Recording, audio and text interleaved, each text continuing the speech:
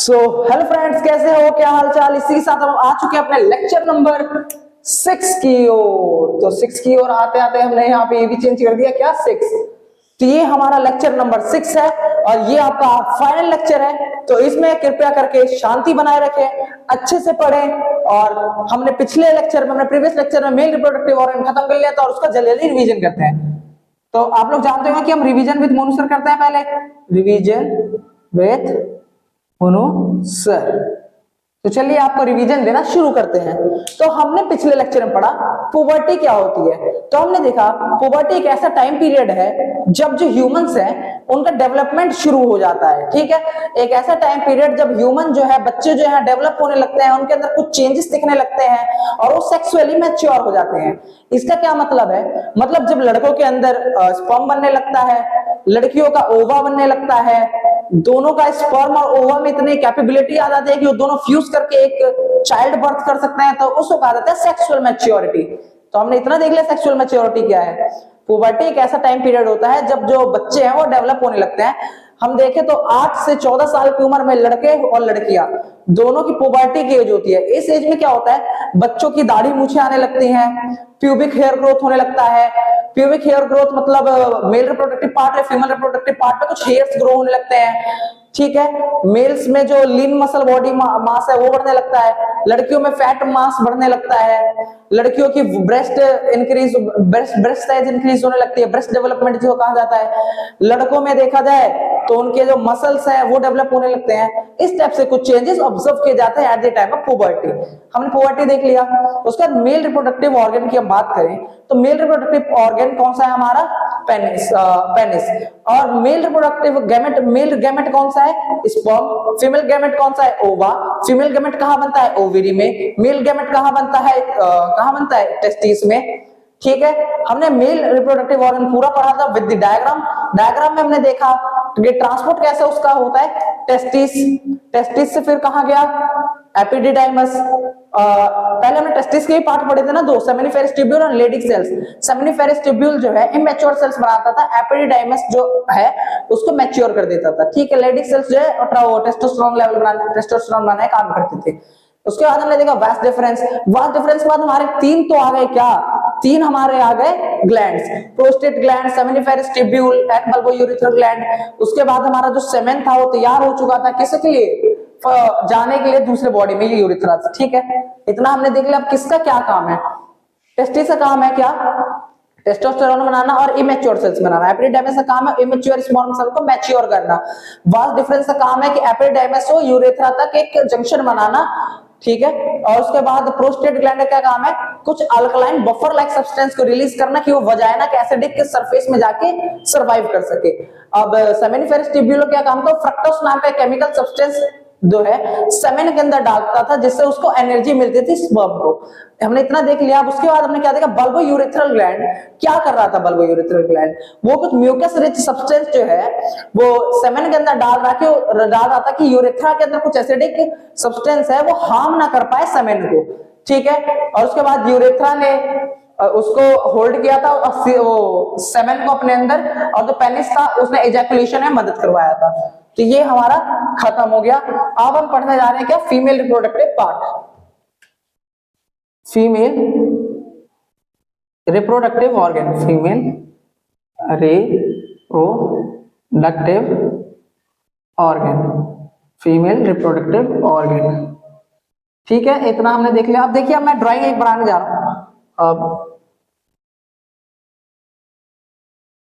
अगर आपको मेरे साथ साथ ड्राइंग बनानी है तो आप बना सकते हैं, वरना नहीं बनानी है तो कोई जबरदस्ती भी नहीं है। ठीक है,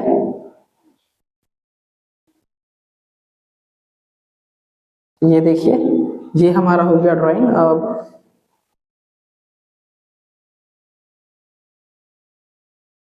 ये हमारी कुछ लेयर्स होती हैं, इनको एंडोमेट्रियम, मायोमेट्रियम और पेरीमेट्रियम के नाम से जाना जाता है।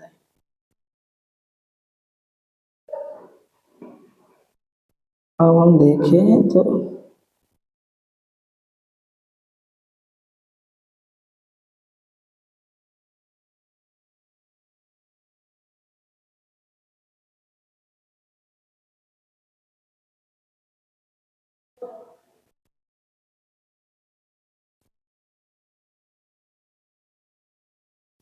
ये ऐसा कुछ सब्सटेंस यहां से बनाते हैं,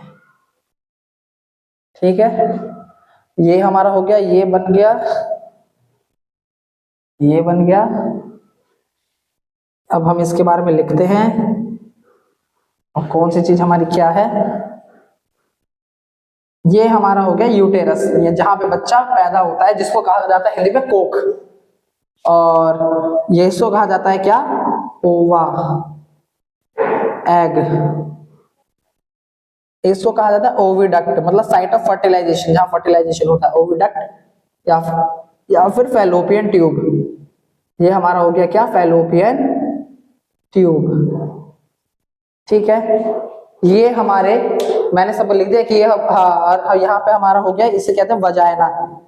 यही एसिड, यहाँ पे एसिडिक मीडियम होता है जहां स्पर्म को सरवाइव करना होता है। ये क्या, जो कौन सी जगह, ये होता है सर्विक्स, ठीक है। हमने इतना देख लिया कि ये फीमेल रिप्रोडक्टिव पार्ट है। ये एग हर पर मंथ एक रिलीज होता है, जिसको ओवा एग कहा जाता है। ये ओविडक्ट होता है, फैलोपियन ट्यूब भी कहते हैं इसे। ये वजाइना होता है, यहाँ से स्पर्म सेल जो एंटर करते हैं, यहाँ सर्विक्स होता है, ये यूटेरस होता है। ये आपने फीमेल रिप्रोडक्टिव ऑर्गन को देख लिया। आपने अगर कर लिया होगा तो ठीक है, तो एक बार चलिए आप इसे बना लीजिए, तब तक मैं आपको टाइम दे रहा हूं।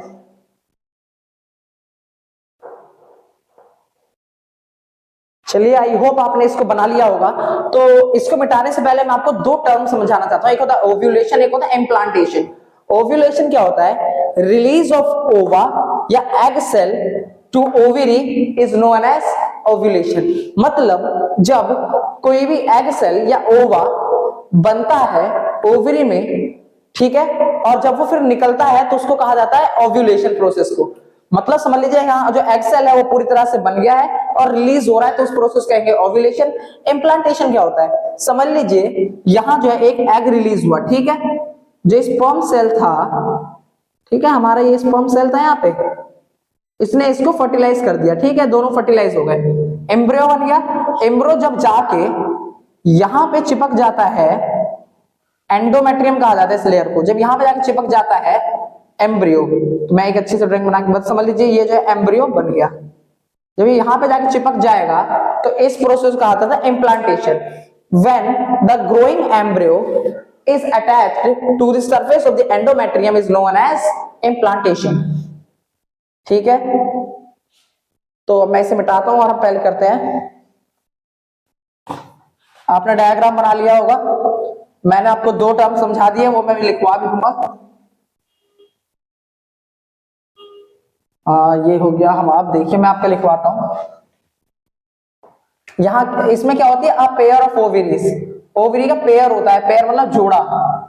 आप जैसे हमारे चप्पलों का जोड़ा होता है, जूतों का जोड़ा होता है, वैसे ही अ पेयर ऑफ ओवरीज, ठीक है।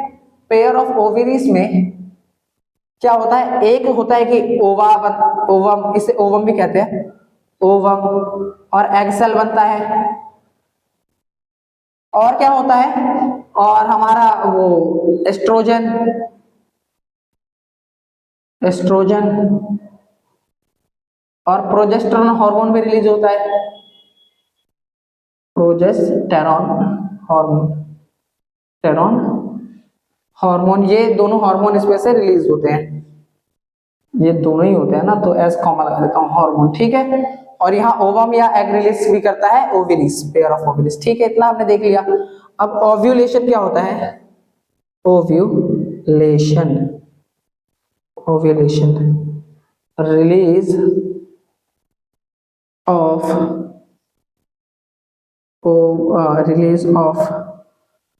release of egg cell from ovary known as ovulation। जो ovulation क्या है कि release of egg cell from ovary is known as ovulation. एक और है इम्प्लांटेशन, इम्प्लांटेशन, ठीक है। मैंने आपको बता दिया था अटैचमेंट होता है ग्रोइंग एम्ब्रियो का, attachment of growing embryo to the layer of endometrium, endometrium. ठीक है, ये जो मैंने आपको समझाया तो मैं लिखवा भी दिया, ओव्यूलेशन एंड इम्प्लांटेशन। मैं यहाँ थोड़ा साइड हो जा रहा हूँ, लिखना हो लिख लीजिए, स्क्रीनशॉट लेना स्क्रीनशॉट ले लीजिए। चलिए फिर इसको मिटाते हैं और आगे कुछ चीज देखते हैं।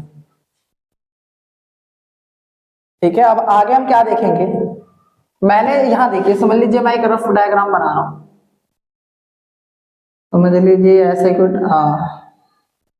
ऐसा मैं हमने डायग्राम बनाया था जो,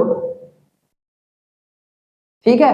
यहां पे जो हमने ये लेयर बनाई थी ना, ये ऐसे बाहर वाली लेयर को हम पेरीमेट्रियम कहते थे, पेरीमेट्रियम, बीच वाली को मायोमेट्रियम, मायोमेट्रियम, और अंदर वाली को एंडोमेट्रियम। ठीक है,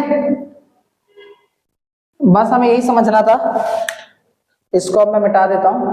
आपने देख लिया होगा कि देखिए पेरी मतलब होता है आउटसाइड, एंडो मतलब होता है अंदर, मायो मतलब बीच में। ठीक है, there are 3 layers of uterus. Uterus की 3 लेयर होती है, फर्स्ट सेकंड थर्ड। क्या होती है, पेरी, मायो, एंडो। पेरी का मतलब होता है आउटसाइड, मायो मतलब होता है मीडियम, एंडो मतलब होता है अंदर। अब बस सबके आप बाहर मैट्रियम लगा दीजिए। ये हमने समझने के लिए लिखा कि हाँ ये हमारे होते हैं। ये हो गया हमारा।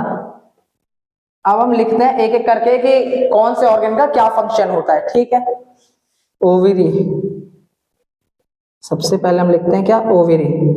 ओवरी का क्या, यहां मैं 1 लिख दे रहा हूं। ओवरी का क्या फंक्शन है, रिलीज एग या ओवम, रिलीज एग या ovum cell and release hormone estrogen, estrogen और progesterone, progesterone.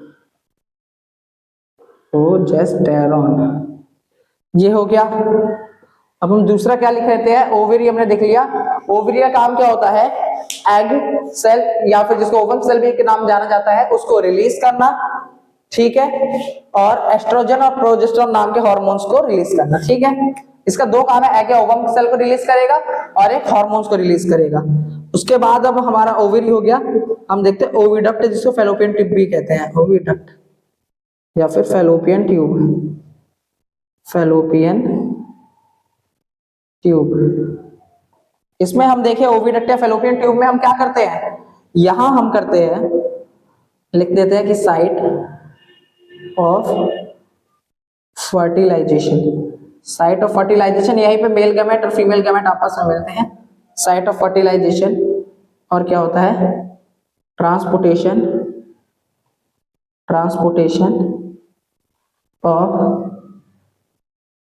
Ovum cell to from ovary to कहा, यूटेरस। ठीक है, तो अभी हमने देख लिया क्या कि 3 लेयर्स होती है यूटेरस की, पेरीमेट्रियम जो कि सबसे आउटसाइड वाली लेयर होती है, मायोमेट्रियम जो कि बीच वाली वो से होती है, और एंडोमेट्रियम जो कि अंदर की तरफ होती है सबसे। ओवरी क्या होता है, ये ओवरी काम है एग को रिलीज करना, जिसको ओवा के नाम से भी जाना जाता है, और हार्मोन्स को रिलीज करना। ठीक है, और हमने क्या देखा यार, ये ओविडक्ट या फिर जिसको फैलोपियन ट्यूब के नाम से जाना जाता है, उसमें क्या करती है, साइट ऑफ फर्टिलाइजेशन, मतलब मेल गैमेट भी आया फीमेल गैमेट भी आया, फ्यूज हो गया उस जगह, तो उसको कहा जाता है। और ट्रांसपोर्टेशन होता है ओवम सेल का ओवरी से कहां पे, यूटेरस में, किसकी मदद से, फैलोपियन ट्यूब के। पहला इसको राइट डाउन कीजिए, फिर हम आगे बढ़ते हैं। तो आई होप आपने इतना लिख लिया होगा। तो अब इसको मिटाते हैं। हमने 2 लिख लिए, ओवरी ओविडक्ट का काम। अब हम करते हैं, एक होता है फिम्ब्रेई। फिम्ब्रेई कुछ हेयर लाइक स्ट्रक्चर्स होते हैं, किस पे, फैलोपियन ट्यूब पे। तो हम लिख लेते हैं एक बार फिम्ब्रेई।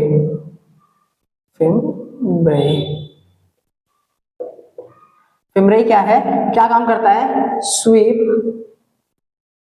The ovum into fallopian tube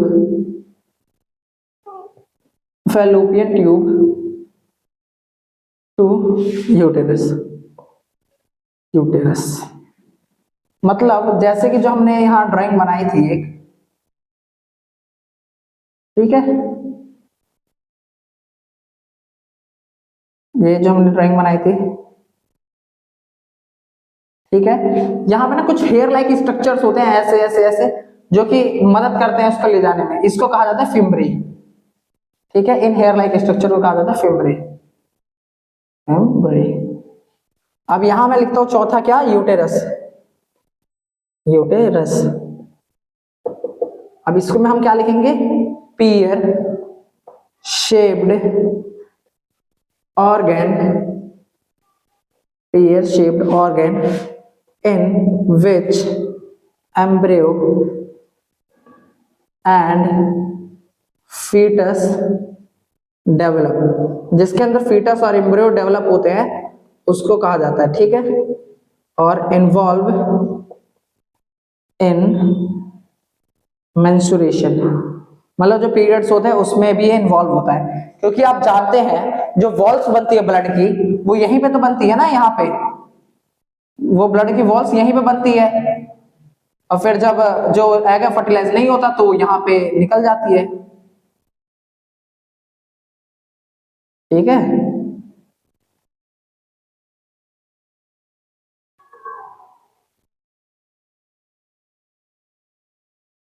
ये हमारा, मैं यहीं पे बना के रखता हूं क्योंकि कुछ कुछ समझाना पड़ रहा है। इन्वॉल्व इन मेंस्ट्रुएशन, और पांचवा मैं क्या कर लिखना था मेरे को, सर्विक्स। सर्विक्स का काम क्या है, hold the fetus in place during pregnancy। अब प्रेगनेंसी के दौरान ये जो है इसको होल्ड करके रखता है, प्रेगनेंसी मतलब देखिए जो बच्चा है, समझ लीजिए जो बच्चा जो है ऐसे फॉर्म हो गया है, तो ये जो है ना होल्ड करके रखता है बच्चे को, निकलने नहीं देता, और जब डॉक्टर जब सर्जरी करते हैं तो वो यहाँ से बच्चे को निकाल लेते हैं, लेकिन तब तक के लिए ये तो सर्विक्स जो है इसको होल्ड कर रहा है ना, तो वही है। ठीक है, अब क्या करते हैं, और ये क्या करता है, सेपरेट करता है, सेपरेट वजाइना को, सेपरेट वजाइना एंड यूटेरस, अलग अलग सेपरेट करता है। ठीक है, तो पहले आप इसको लिख लीजिए, देखिए सेपरेट कर रहा है ना, वजाइना जो है इसको सेपरेट कर रहा है और यूटेरस को यहाँ बीच में सेपरेट कर रहा है। ठीक है, और होल्ड करता है फीटस को, ये भी हमने देख लिया। पहले आप इसको राइट डाउन कर लीजिए, फिर एक दो पॉइंट और रह गया उसको लिख लेंगे। चलिए, आपने इतना कर लिया होगा तो इसको मिटाते हैं, और एक अब बस हमें और लिखना है, और ये हमारा फीमेल रिप्रोडक्टिव सिस्टम भी हमारा खत्म हो चुका है। बस एक छोटी चीज लिखनी है हमें। अब किसके बारे में, वजाइना के बारे में। वजाइना, अब वजाइना का क्या काम होता है, प्रोवाइड्स अ पैसेजवे, ये एक रास्ता प्रोवाइड करती है, कम कह सकते गलियारा प्रोवाइड करती है for sperm and menstrual cycle के लिए। ठीक है, इट नोन, और इसको जाना जाता है बर्थ कैनाल के नाम से, क्योंकि अगर जो ओवरी जो है जब एग रिलीज करेगी और उसमें जो रास्ता है जाने का हमारे स्पर्म का, तो वजाइना से तो होके जाता है, और वजाइना से होके जा ही नहीं पाएगा, तो फिर वो दोनों मिलेंगे कैसे, तो इसीलिए इसको बर्थ कैनाल के नाम से जाना जाता है। अब इसके बाद हम देखें menstruation.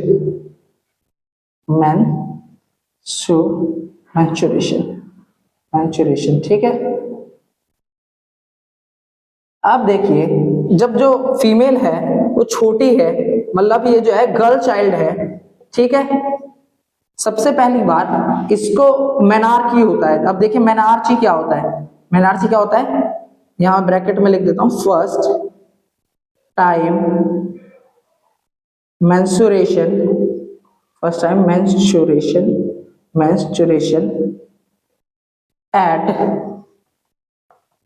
first time mensuration at time of puberty, मतलब जब पहली बार सबसे ये मैंचुरेशन होता है लड़की में पुबर्टी के टाइम, तो उसको मेनार्की कहा जाता है। उसके बाद क्या आता है? मेनोपॉज। पॉज मतलब तो जब जानते ही होंगे, रोक देना किसी भी चीज को। पॉज मतलब क्या? रोक देना। और रोकने का मतलब क्या है? हाँ, हम यहां लिखते हैं stoppage of mensuration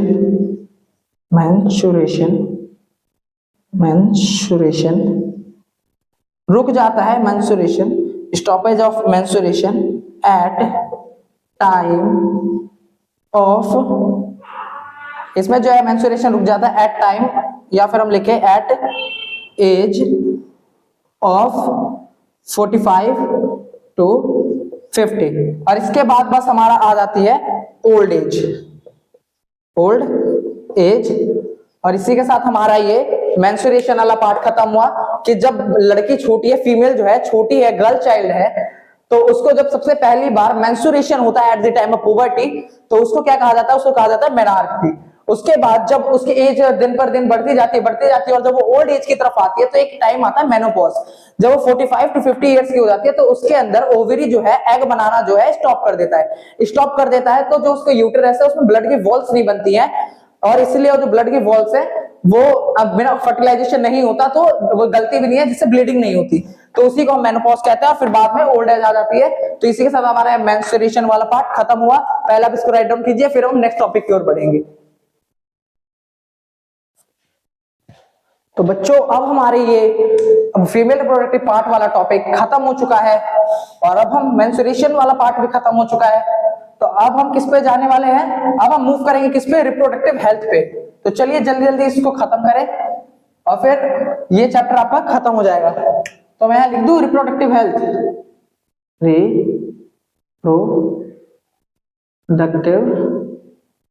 reproductive health, ठीक है। यहां मैं लिख देता हूं एसटीडी, वायरल, यहां हो गया वायरल। यहां मैं कुछ चीज आपको लिख के बताना चाहता हूं, तो वही मैं पहले लिख दे रहा हूं, फिर आपको समझाऊंगा। और यहां हो गया हमारा बैक्टीरियल इन्फेक्शंस। अब यहां हम देखें तो पहले यहां लिख लेते हैं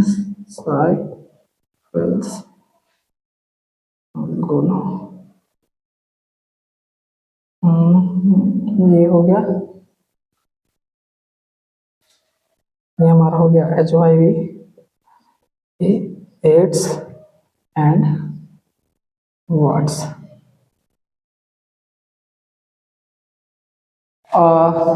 देखिए बच्चों, अब हम ये जो टॉपिक पढ़ रहे हैं रिप्रोडक्टिव हेल्थ, इसका मतलब है रिप्रोडक्टिव हेल्थ से आप क्या समझते हैं? रिप्रोडक्टिव हेल्थ से हम ये समझते हैं कि ड्यूरिंग द रिप्रोडक्शन हमारी हेल्थ को कुछ नुकसान है कि नहीं है। अब देखिए, रिप्रोडक्टिव हेल्थ का हमारा नुकसान है। एसटीडी का मतलब क्या है? सेक्सुअल, या मैं फुल फॉर्म लिख दे रहा हूं, सेक्सुअल ट्रांसमिटेड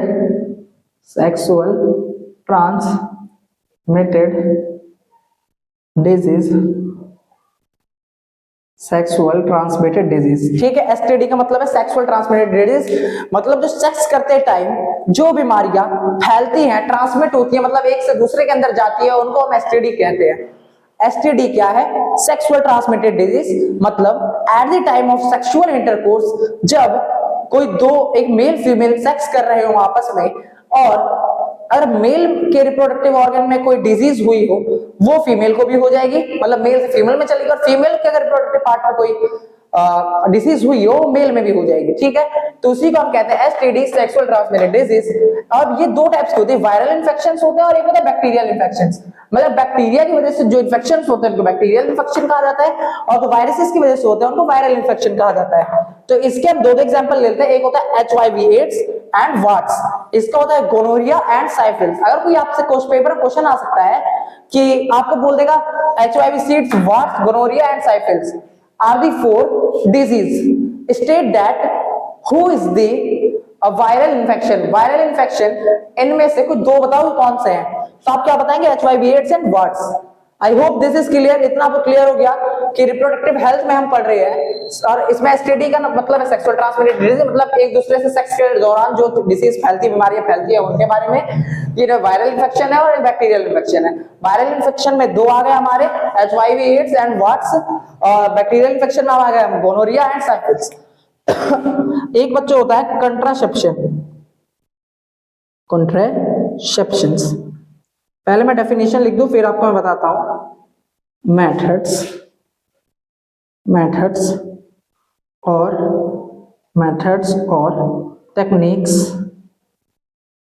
और techniques to prevent pregnancy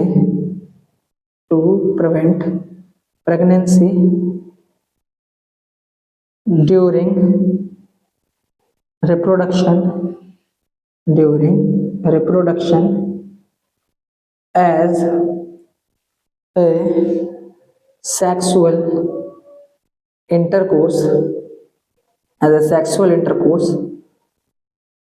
is known as contraception methods.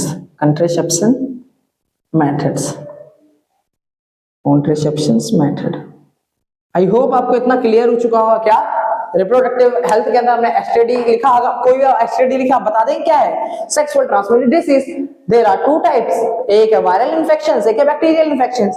Viral infection में आपके आ गए HIV/AIDS and words. Bacterial infections में हमारे क्या आ गए, जल्दी से बताइए, गोनोरिया एंड सिफिलिस। ओके, अब कंट्रासेप्शंस क्या है।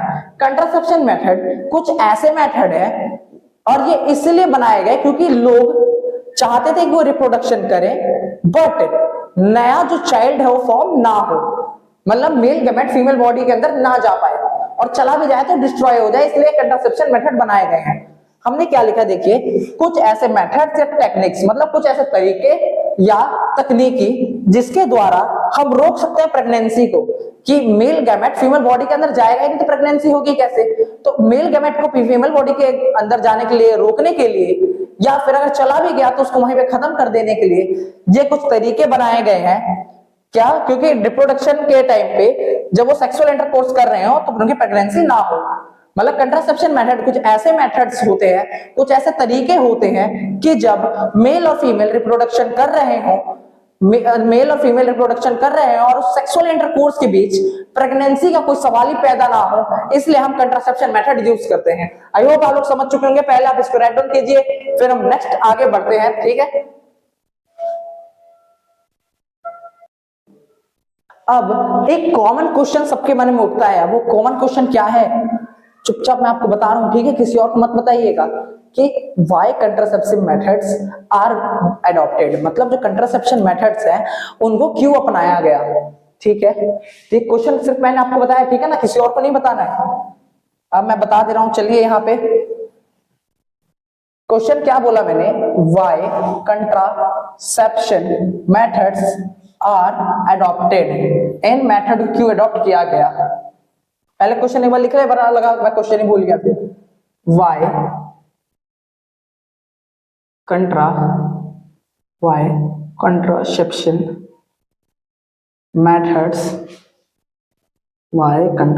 मेथड्स बी अडॉप्टेड, इनको क्यों अपनाया गया। तो चलिए मैं आपको बता दूं, आप लोग जानते होंगे कि पहले चाइना वो पॉपुलेशन के मामले में फर्स्ट नंबर पे था, लेकिन अब कौन है, इंडिया। क्यों है, इस रिप्रोडक्शन के कारण। तो रिप्रोडक्शन के कारण प्रेगनेंसी ना हो, न्यू चाइल्ड फॉर्म ना हो, इसलिए कंट्रासेप्शन मेथड्स बनाए गए। तो पहला तो हमारा हो गया टू कंट्रोल द पॉपुलेशन, ठीक है, पॉपुलेशन को कंट्रोल करने के लिए कंट्रासेप्टिव मेथड बनाए गए।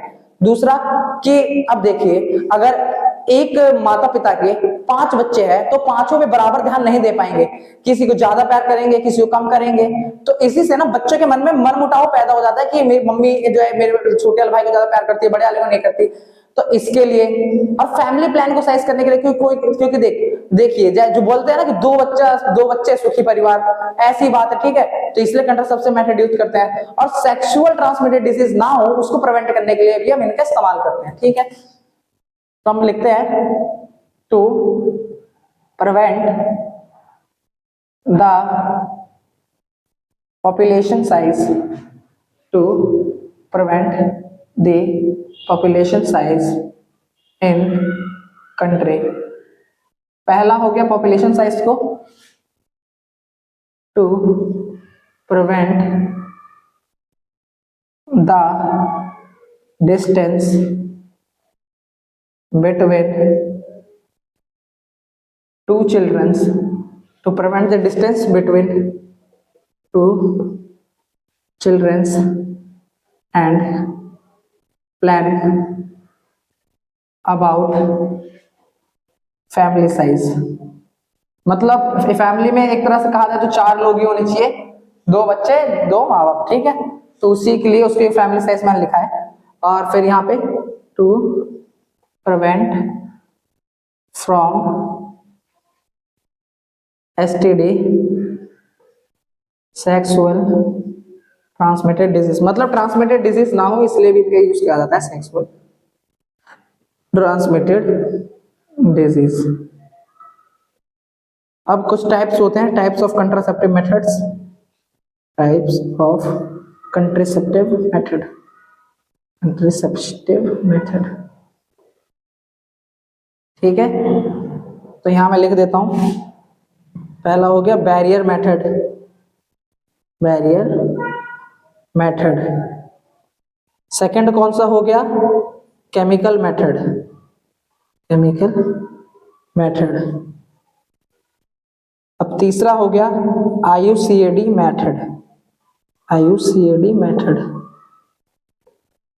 चौथा हमारा हो गया सर्जिकल मेथड, सर्जिकल मेथड। आई होप आप लोग इतना समझ चुके होंगे। क्या समझ चुके होंगे आप लोग कि कंट्रासेप्शन मेथड क्या क्यों अपनाया गया कि पॉपुलेशन को कंट्रोल करा जा सके, टू कंट्रोल, यहाँ प्रिवेंट की जगह कंट्रोल ज्यादा अच्छा वर्ड है, to control the population size in country, to prevent the distance between, मतलब 2 बच्चों के बीच में आपसे मतभेद को रोकने के लिए, और एक प्लान करने के लिए कि फैमिली साइज कितने बच्चों के होना चाहिए, 4 बच्चे, 4 लोग होने चाहिए टोटल फैमिली में। और क्या करने के लिए, इससे बचने के लिए सेक्सुअल ट्रांसमिटेड डिजीज, मतलब अगर आप बिना इन मेथड से यूज करेंगे अगर रिप्रोडक्शन, तो आपको कुछ ऐसी बीमारियां हो सकती हैं, HIV एड्स वाट्स, ऐसी बीमारियां हो सकती है, तो उनसे बचने के लिए भी इन मेथड्स का तैयार किया जाता है, ठीक है इस्तेमाल। पहले आप इसको राइट डाउन कीजिए, फिर हम आगे बढ़ते हैं। तो चलिए एक एक करके इन चारों मेथड्स के बारे में पढ़ते हैं। तो पहला है बैरियर मेथड, इसको मैकेनिकल मेथड भी बोला जाता है। चलिए फिर इसके बारे में पढ़ते हैं, क्या है बैरियर मेथड और मैकेनिकल मेथड जिसको बोला जा रहा है, इसको कहा जाता है बैरियर या मैकेनिकल मेथड, मैकेनिकल मेथड, ठीक है। तो अब पहले मैं आपको बताना चाह रहा हूं, इन मेथडों में कुछ फिजिकल डिवाइसेस का काम किया जाता है, कुछ फिजिकल डिवाइसेस का काम किया जाता है। पता है कैसे, मतलब ये जो मतलब हमने 4 मेथड पढ़े, 4 में से जो तीनों मेथड है हमारे बॉडी को कहीं ना कहीं नुकसान पहुंचा सकते हैं, लेकिन ये जो मेथड है हमारी बॉडी को बिल्कुल नुकसान नहीं पहुंचाता है, सबसे ज्यादा सेफ एंड क्योर मेथड है, ठीक है। पहली बात, अब क्यों है ये, अब पहली बात हम बताएं तो इसका ये इसलिए जो यूज होता है इसमें फिजिकल डिवाइसेस का यूज होता है, लाइक कॉन्डम्स, ठीक है, मेल्स और फीमेल्स दोनों के लिए। और फीमेल्स के लिए एक और डिवाइस आता है डायफ्राग्राम, वो भी एक टाइप ऑफ कॉन्डम है, तो उसका भी हम इस्तेमाल कर सकते हैं, ठीक है। और दूसरा क्या है, ये मीटिंग को रोकता है, मतलब स्पर्म और ओवम जो है आपस में मिल ही नहीं पाते, उनको प्रिवेंट करता है, मतलब it prevent the meeting of the ovum and sperm together, तो उसको रोकता है। एंड ये क्या करता है, ये जो सेक्सुअल ट्रांसमिटेड जो डिजीज होती है ना उनको प्रिवेंट करता है, कैसे क्योंकि ना ये बॉडी जो फ्लूइड होती है, जो मेल की बॉडी का फ्लूइड है और जो फीमेल बॉडी का फ्लूइड है, वो आपस में इंटरमिक्स नहीं कर पाते, जिससे सेक्सुअल ट्रांसमिटेड डिजीज नहीं होती है। सेक्सुअल ट्रांसमिटेड डिजीज तब फैलती है जब मेल की बॉडी का फ्लूइड और फीमेल बॉडी फ्लूइड आपस में आके मिक्स कर जाए, एकदम चिपक जाए तब। लेकिन ये जो है दोनों को, मतलब दोनों का डायरेक्ट मीटिंग नहीं करने देता, डायरेक्ट इंटरमिक्सिंग नहीं करने देता, इनडायरेक्ट वे से मिक्स होते हैं। ठीक है, तो पहले हम लिख लेते हैं फिजिकल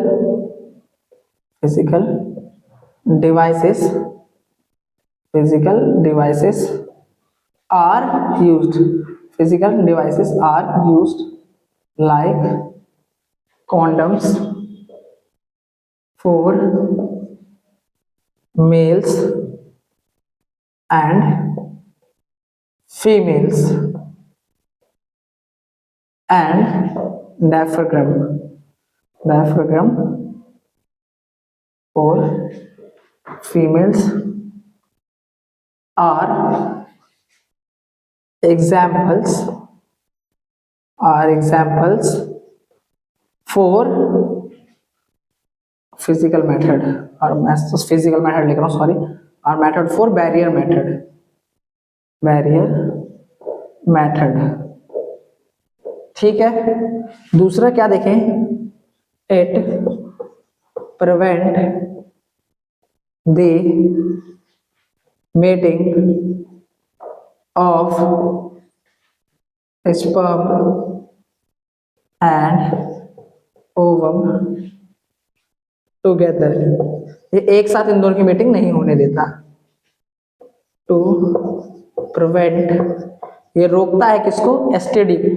एसटीडी मतलब लोग सब जानते हैं, मैं बार बार लिख रहा हूं, सेक्सुअल ट्रांसमिटेड डिजीज को, prevent the sexual transmitted disease bye not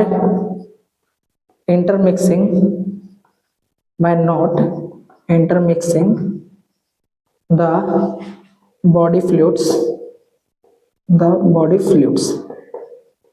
of male and female body,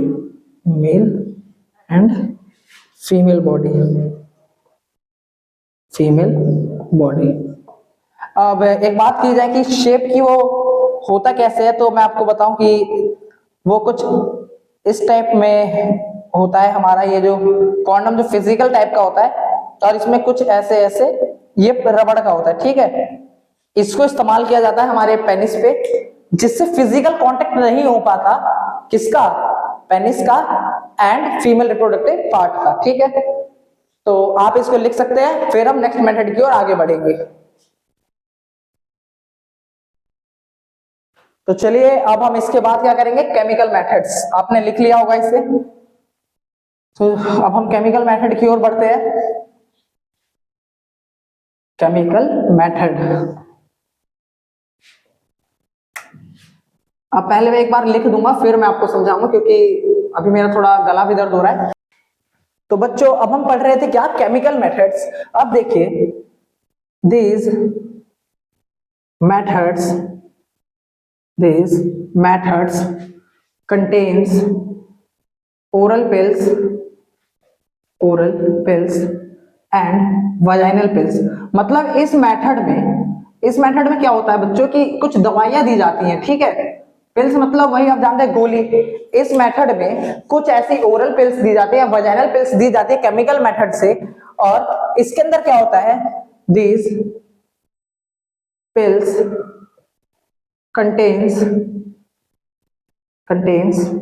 various hormones which work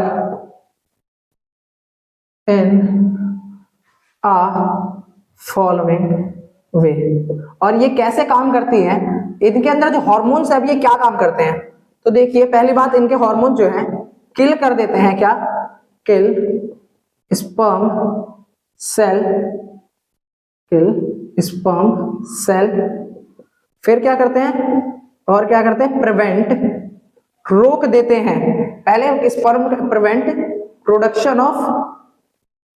prevent production of egg cell, egg cell के प्रोडक्शन को ये रोक देते हैं। और दूसरा क्या है, prevent implantation, prevent implantation, implantation.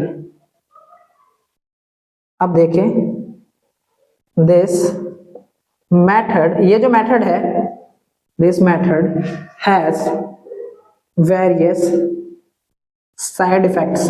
और इस जो मेथड है इसके बहुत सारे साइड इफेक्ट्स देखे गए हैं, ठीक है। और इसमें दिस मेथड, ये जो मेथड है वो प्रिवेंट नहीं करता, मतलब हमें बचाता नहीं है एसटीडी से। This method does not prevent STD. STD मतलब sexual transmitted disease, sexual transmitted disease.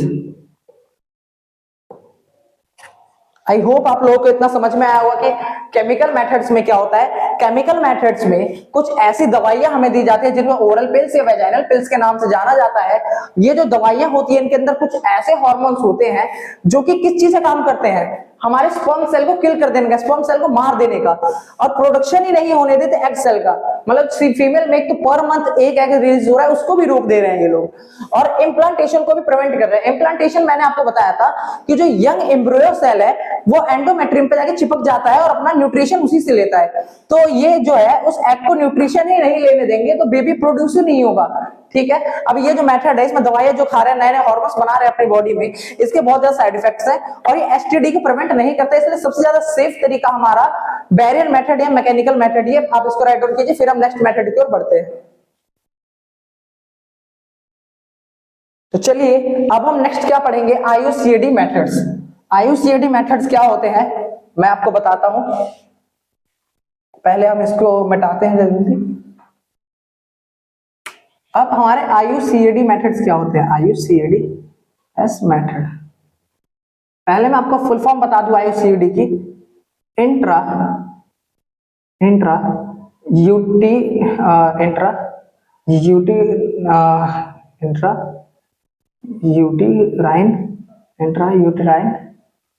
Contraceptive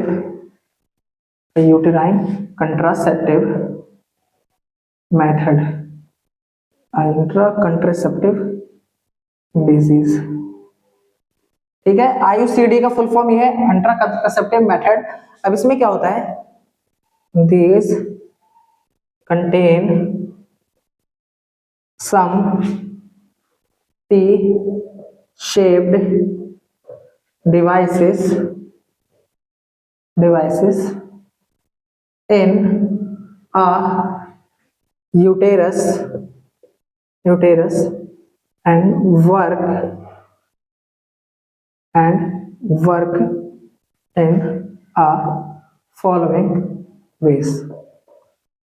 अब इस मेथड में क्या होता है बच्चों, इस मेथड में कुछ टी शिफ्ट के डिवाइसेस होते हैं, उनको यूटेरस के अंदर फिट कर दिया जाता है और वो कुछ काम करते हैं। और एक इसमें, अब ये दो टाइप्स के होते हैं, copper IUCD S method and hormonal IUCD method, hormonal IUCD.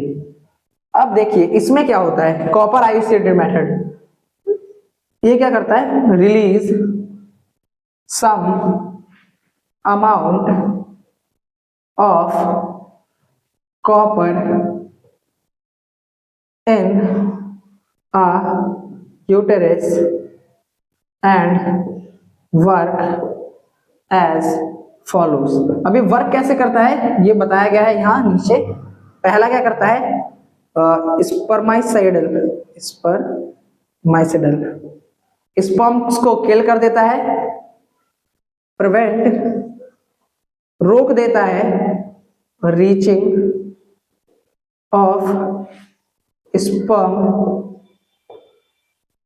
To ovum, sperm को ओवन तक पहुंचने से रोक देता है, स्पर्माइसाइडल कर देता है और प्रिवेंट कर देता है किसको, ये प्रिवेंट करता है इम्प्लांटेशन को। इम्प्लांटेशन मैंने आपको 3-4 बार बता चुका हूं। इम्प्लांटेशन क्या होता है कि जो यंग एम्ब्रियो होता है उसको एंडोमेट्रियम के ऊपर ठहरने नहीं देता, तो हमने क्या देखा इसमें, इस मेथड में क्या होता है, इंट्रा यूटेराइन कंट्रासेप्टिव डिजीज वाले मेथड में, कि ये जो है कुछ टी शेप्ड के डिवाइसेस रखता है अपने पास, और ये टी शेप्ड डिवाइसेस क्या करते हैं, ये यूट्रस में होते हैं और काम क्या इसके दो तरीके से करते हैं, एक होता है कॉपर आईयूसीडीएस, एक होता है हार्मोनल आईयूसीडीएस।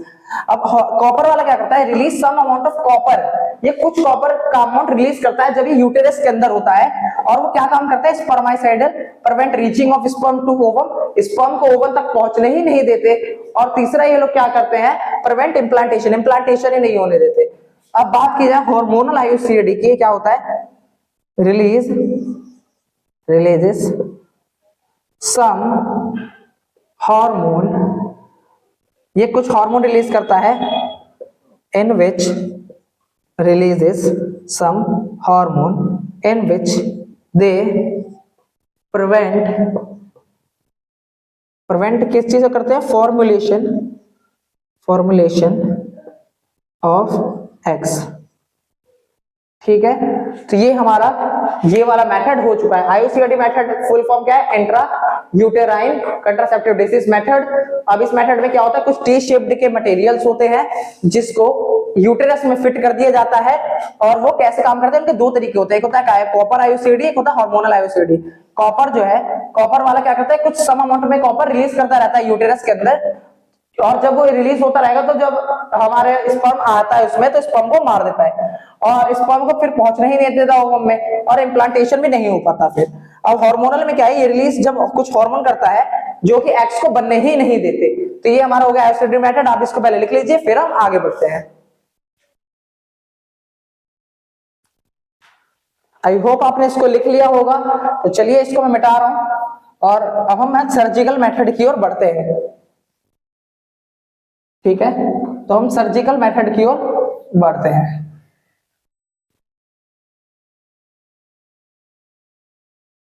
यहां हम कर रहे हैं क्या, सर्जिकल मेथड, सर्जिकल मेथड। ठीक है, सर्जिकल मेथड में अब आ जाएगा हमारा दो, वैसेक्टोमी जो कि मेल्स में होता है, और एक होता है ट्यूबेक्टोमी जो कि फीमेल्स में होता है, ट्यूबेक्टोमी। अब वैसेक्टोमी में, ये वैसेक्टोमी जो है मेल्स में होता है, ट्यूबेक्टोमी जो है फीमेल्स में होता है। अब वैसेक्टोमी में क्या होता है, इन वैसेक्टोमी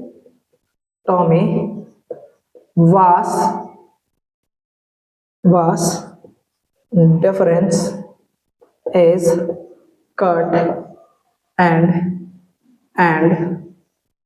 joined। इसमें क्या होता है, in tubectomy fallopian tube is cut and both and sealed।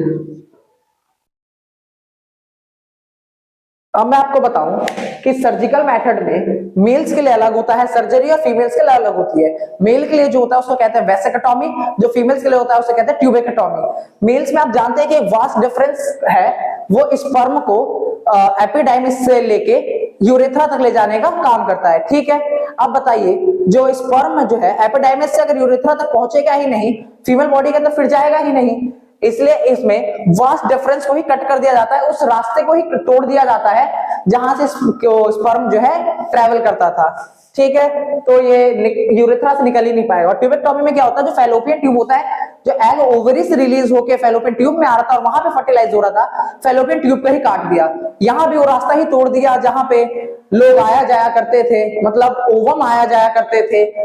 तो अब वो भी वहां नहीं आएंगे तो यहाँ पे वो भी नहीं हो पाएगा। ठीक है, अब मैं यहाँ आपको एक चीज बताऊं, मेडिकल, अब यार टॉपिक हमारा खत्म हो गया, मेडिकल टर्मिनेशन ऑफ प्रेगनेंसी।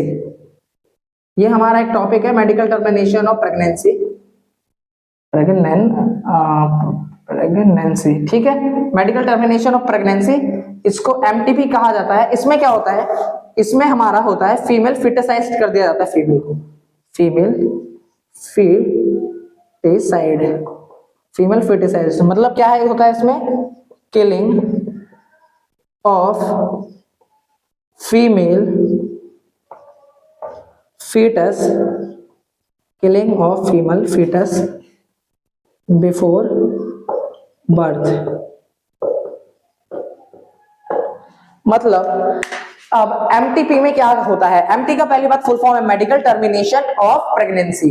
इसमें होता है बच्चों कि जो आप लोग जानते हैं आजकल लोग जो है लड़के चाहते हैं, सिर्फ पेरेंट्स जो है लड़कों को ज्यादा प्रमोट करते हैं ना कि लड़कियों को। तो ऐसी ही मानसिकता वाले, ऐसी नीच मानसिकता वाले लोग हम कह सकते हैं कि ऐसे होते हैं कि जो बच्चा होता है ना, जब वो लोग रिप्रोडक्शन कर लेते हैं, जब प्रेग्नेंट हो जाती है फीमेल्स, वो हॉस्पिटल में जाते हैं और डॉक्टर जब उन्हें बताता है, क्या डॉक्टर उन्हें बताता है कि जो आपके लड़की पैदा होने वाली है, अगर उसने बता दिया कि लड़की पैदा होने वाली है, तो फिर क्या करते हैं पेरेंट्स? कुछ पेरेंट्स अच्छे होते हैं कि चलो ठीक है लड़का लड़की सब बराबर है, लेकिन कुछ पेरेंट्स की सोच इतनी नीचे है कि वो फीमेल फिटिसाइज्ड करवा लेते हैं। फीमेल फिटिसाइज्ड का मतलब होता है किल करवा देते हैं उस फीमेल फीटस को, मतलब जो अभी तक जीवन दुनिया में आई ही नहीं है उसी को मरवा देते हैं। समझ रहे हैं ना, क्या अभी तक तो पैदा भी नहीं हुई लेकिन उसको मारने की साजिश चालू कर देते हैं कि कैसे मारना है, ठीक है। तो उसी को हम कहते हैं MTP, medical termination of pregnancy. उसमें फीमेल फिटिसाइज्ड हो जाता है, किल कर देते हैं फीमेल फिटस को पैदा होने से भी पहले। तो पहले आप इसको राइट डाउन कीजिए, फिर एक टॉपिक और है हमारा, उसके बाद खत्म हो जाएगा चैप्टर। तो चलिए आपने इसको कर लिया होगा, तो मैं इसको मिटाता हूं। अब मैंने जैसा कि आपको बताया कि डॉक्टर ने बच्चे के पैदा होने से पहले ही बता दिया था माँ बाप को कि लड़की होने वाली है, ठीक है। तभी उन्होंने उसको बच्चे को गिरवा दिया कहा जाए, या फिर एमटीपी करवा दिया, मेडिकल टर्मिनेशन ऑफ प्रेगनेंसी करवा दिया। तो अब डॉक्टर ने जिस तरीके से उसे बताया उस तरीके को कहते हैं प्री नेटल सेक्स डिटर्मिनेशन। मतलब वो लड़का है लड़की या थर्ड जेंडर है उसको पहले ही पहचान लेना, उसमें कोई कमी है कि नहीं, शारीरिक रूप से कमजोर है कि नहीं, वो पहले ही बता देना। तो इसको कहते हैं प्रीनेटल सेक्स डिटर्मिनेशन। इसमें क्या होता है मैं आपको पहले बताऊं, पहले लिख लेता हूं। Analyse the amniotic fluid and determine the genetic abnormality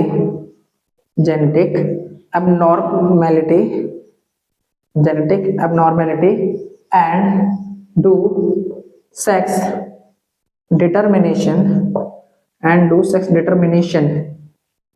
before birth is known as